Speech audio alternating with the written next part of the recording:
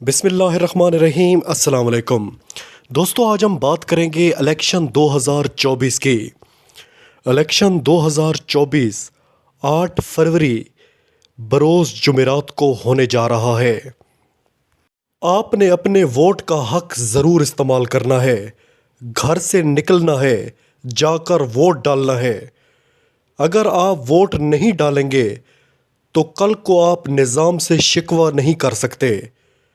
جب آپ کا ٹرن آؤٹ زیادہ ہوگا تو آپ اپنے مخالفین سے ہر ظلم کا بدلہ لے سکتے ہیں۔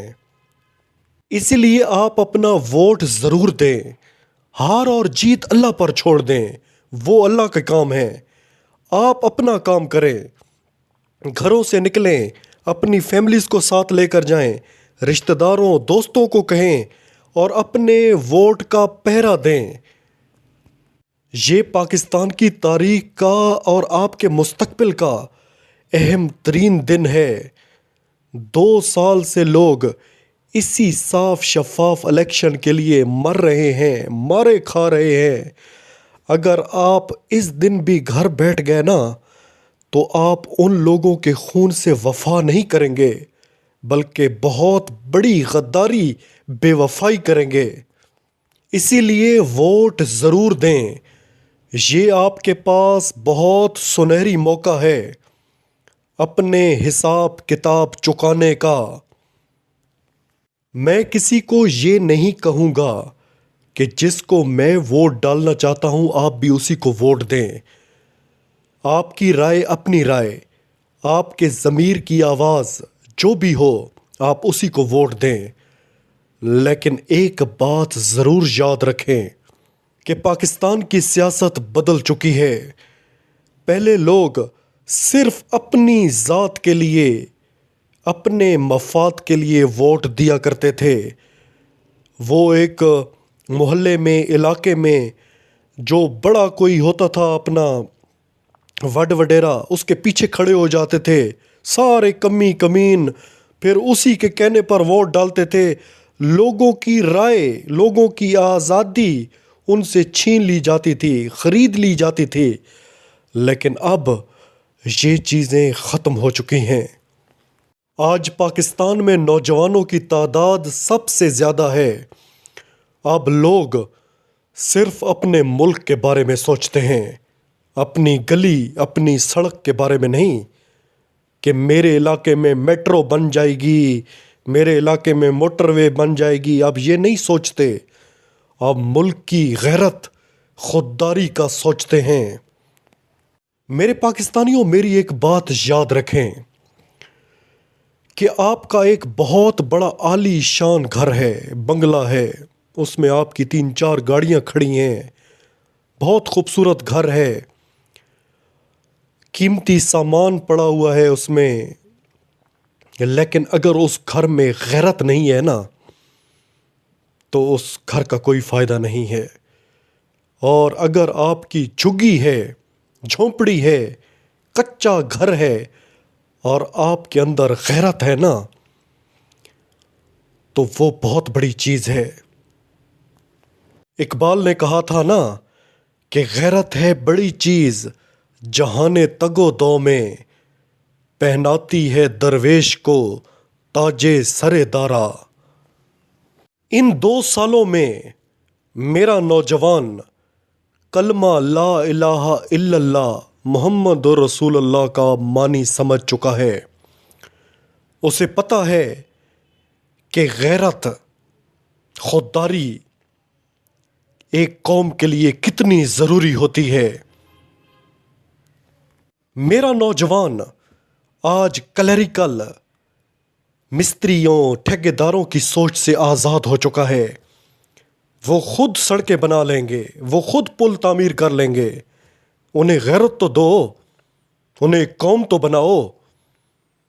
پوری دنیا سے تم بھیک سمیٹتے ہو، سود پر قرضے لیتے ہو اور پھر ملک چلاتے ہو۔ یہ سڑکیں، یہ میٹروز، یہ موٹر ویز، یہ حکمرانوں کا کوئی احسان نہیں ہوتا۔ وہ آپ کے ٹیکسز سے بناتے ہیں، کوئی آپ پر احسان نہیں کرتے۔ آپ کسی بھی ملک میں چلے جائیں، کوئی چھوٹا سا چھوٹا ملک ہے، وہاں پاکستان سے زیادہ خوبصورت سڑکیں ہیں، یہ کوئی اتنا بڑا احسان نہیں ہے۔ آج میرا نوجوان سمجھ چکا ہے کہ یہ 40 سالوں سے اقتداروں کو چمٹے ہوئے لوگ صرف یہی لوگ نہیں ہیں جو صرف اقتدار کے قابل ہیں، بلکہ اصل حکمرانی عوام کی حکمرانی ہے۔ یہ اقتدار کے حریص لوگ جیسے ہی ان پر مشکل وقت آتا ہے یہ ڈیل کر کے بھاگ جاتے ہیں اور بیرون ملک جا کر عیاشیاں کرتے ہیں، لیکن ایک شخص جس کی حکومت گرائی گئی وہ 2 سال سے اپنے ملک میں ہے، کوئی ڈیل کر کے وہ نہیں بھاگا، وہ اپنی عوام کے ساتھ کھڑا رہا، عوام بھی مار کھاتی رہی، اس نے بھی گولیاں کھائیں، آج جیل بھی برداشت کر رہا ہے، اس کی بیوی باپردہ بیوی پر الزام لگائے گئے وہ بھی برداشت کر گیا، جو بھی اس پر مقدمات بنائے گئے 150 سے زیادہ مقدمات، لیکن اس نے جھکنے سے انکار کر دیا۔ اصل لیڈر تو یہی ہوتا ہے جو اپنی عوام کے ساتھ کھڑا رہے۔ نواز شریف کی 3 بار حکومتیں گرائی گئیں، اب پھر اسی نظام کا حصہ بننے جا رہا ہے۔ کیا گارنٹی ہے کہ پھر نواز شریف کی حکومت نہیں گرائی جائے گی؟ میرے نبی کا فرمان ہے صلی اللہ علیہ وآلہ وسلم کہ مومن ایک سوراخ سے دوسری بار ڈسا نہیں جاتا، اور نواز شریف اسی نظام سے 3 دفعہ ڈسا جا چکا ہے اور اب 4تھی دفعہ پھر اقتدار کے مزے لینے کے لیے اسی نظام میں گھسا جا رہا ہے۔ لیکن ایک شخص جس کی حکومت پہلی دفعہ گرائی گئی لیکن اسے سمجھ آ چکی ہے کہ اصل خرابی کہاں ہے، اگر آج یہ بھی جھک جائے نا تو باقی سیاست دانوں کی طرح اسے بھی بدنام کر دیا جائے گا، لیکن اسے اپنے اللہ پر یقین ہے۔ وہ کہتا ہے ایاک نعبد و ایاک نستعین۔ آج کیوں عوام ایسے غیرت مند انسان کے ساتھ کھڑی نہ ہو جس کی عوام، جس کے کارکنان 9 مئی کے بعد جیلوں میں پڑے ہیں، سڑ رہے ہیں، لیکن ان کا لیڈر بھی جیل میں ہے؟